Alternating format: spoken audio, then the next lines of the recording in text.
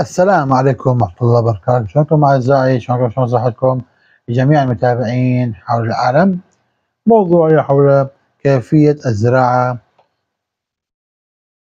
المشمش بالعقل. زراعة المشمش بالعقل. اوكي؟ شلون نزرعها؟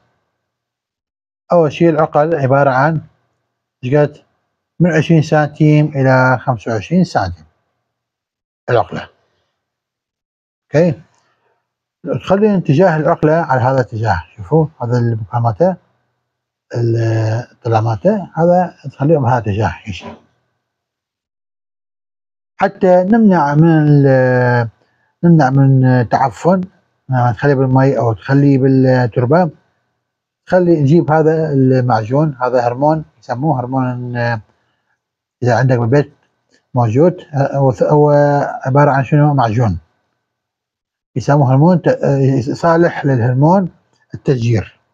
اوكي، افتحها وتخلي بهذه الطريقه حتى ما يصير بيه تعفن.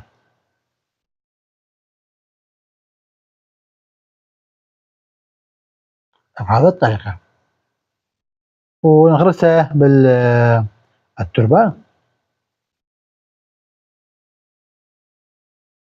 اي نوع من المعجون، مو مثل هذا، اي نوع من المعجون. اوكي، نغرسه في التربه وان شاء الله يطلع مضبوط.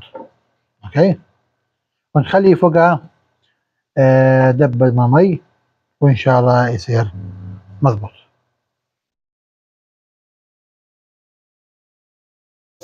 مثل ما تشوفون اعزائي، هذا هو مالته، تخليه في التربه.